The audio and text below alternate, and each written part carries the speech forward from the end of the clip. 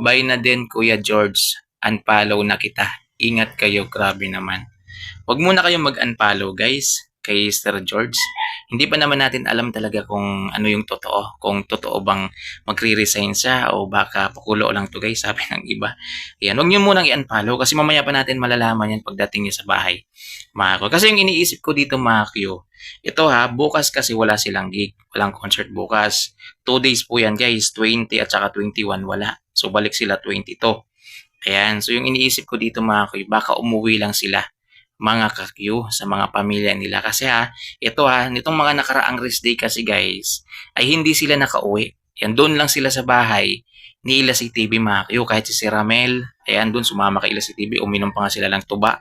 Yan, sila Sir George, pumunta pa nga sila ng rubber farm nila Ila si TV. So yung iniisip ko dito mga Q, baka umuwi lang talaga. Yan, at ngayong araw, hindi po sila sumama Q dahil siguro malapit lang din naman yung location kung saan magpe-perform ngayon yung Ila CTV para masulit na rin guys yung kanilang pahinga at yung kanilang banding sa kanilang pamilya mga Q ay minarapat siguro nila na ngayon pa lang ay umuwi na kaagad para 3 days talaga silang makapagpahinga. So yun yung iniisip ko guys, sa opinion ko lang din naman ha. Kaya sana wag muna kayong mag-unfollow. Sayang naman dahil hindi niyo makikita mamaya kung meron po siyang sasabihin. O, di ba? Siyempre, na-unfollow nyo na. Hindi na yan mag-notify sa inyo, guys. So, paano nyo pa malalaman yung totoong rason? Kaya, wag muna kayong mag-unfollow, guys. Yan, hintayin muna natin na i-clarify po mamaya ni Sir George. Kasi malakas talaga yung loob ko, mga Q, ha? Ito akin lang to, ha? Yan. Siyempre, magkaiba naman tayo ng opinion. Malakas talaga yung loob ko, mga ka-Q, na ito ay pakulo lang talaga nila si Ramel at ni Sir George, mga Q. Yan, it's a prank. Yan, naniniwala pa po ako mga it's a prank. Yan, hindi ko pa lubos maisip talaga na wala si Sir George sa tabi ni Ila CTV mga Q. Lalong-lalo na ngayon na tuloy na yung kanilang world tour mga Q. So, doon talaga siya kailangan ni Ila CTV. So, sana wag muna kayo mag-unfollow kay Sir George. Yan, hintayin nyo muna kung totoo ba talaga or hindi. Kasi isipin nyo, ito na lang isipin nyo guys.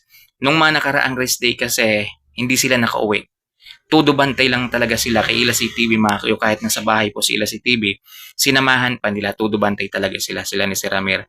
Siyempre guys, may pamilya din sila na kailangan nilang uwian mga Q. So ngayon guys, ayan, kasi kanina kung napanood niyo yung video ni Sir GR, sabi doon ni Sir George, namingaw siya sa kanyang asawa. O di ba guys? Kahit yung isang bodyguard nila si TV Makio, yung kasama ni si Ramel, namingaw din sa kanyang asawa, Makio, di ba? So doon pa lang guys, napaisip po ako na baka ano lang to, uuwi lang sila dahil namimiss din nila yung kanilang pamilya, Makio. So nag-advance na sila ng uwi, ngayon hindi sila sumama ngayon sa Zamboanga Makio para masulit yung 3 days, Makio. So yun lang guys. Kasi imagine niyo kung totoong umalis talaga sila, nag-resign, ganun-ganon guys, ganun-ganon kadali. Diba? Di ba nga tayo, siyempre nakaranas din siguro kayo magtrabaho. Kapag magre-resign kayo guys, di ba nga, nagpapakain pa tayo, yan, may mga, kung baga, may mga inuman pa, mga ganyan-ganyan. May mga tawag din, despedida, may mga despedida pa. Yan ayan kagabi lang yan in-announce mga, kanina uwi agad sila ng ganon-ganon lang. Hindi naman basta-basta tong grupo na to guys. Yan, sikat to ngayon, yung grupo na to, hindi naman basta-basta. So yun, basta mga huwag muna kayo mag-unfollow. Hintayin muna natin yung clarification guys. Yan. At tiwala lang tayo guys. Dasal tayo ngayon na sana prank lang to mga Q. Kasi ang hirap isipin na wala ngayon sa tabi ni Illicit TV si Sir George, si Sir Ramil at yung isa pang bodyguard mga Q na nagbabantay talaga sa idol natin.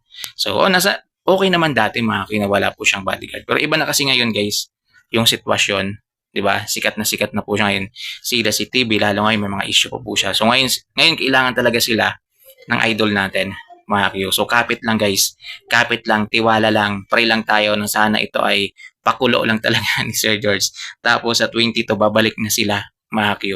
Kasi yung iniisip ko, hindi sila nakauwi mga ka-Q. Doon pa lang mga Q, mapapaisip na kayo. Siyempre kung ikaw rin nagtatrabaho, si mamimiss mo rin yung pamilya mo. Kasi nung nakaraang mga rest day ni Ila si TV, hindi talaga sila nakauwi guys. Ayan, sumama pa sila doon kay Ila CTV. Mario, pumunta sa bahay nila, uminom pa sila ng tuba, nag-banding, pumunta sa rubber farm tree, mga ganun. Basta ganun mga kayo. So, yun lang guys.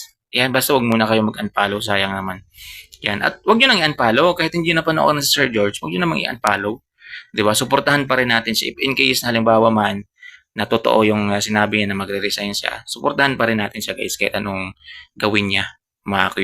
Ayan, kung ano man yung ipapakita niyang vlog, suportahan pa rin natin, mga Q. So yun lang guys. Yan, maraming maraming salamat, mga Q. Ako po personally, mga Q, ay umaasa pa rin naman na ito ay it's a prank, mga Q. Hanggat hindi nila kinareply ito, mga Q. Ayan, hindi po ako maniniwala na magre-resign talaga si Sir George. Grabe, ganon-ganon kadali, mga Q. Eh, napamahal na to guys sa pamilya ni Ila si TV, lalong-lalo kay kay Apollo. O, di ba? So, yun, mga Q. Maraming maraming salamat guys sa panonood. Yan, kapit lang tayo, mga Q.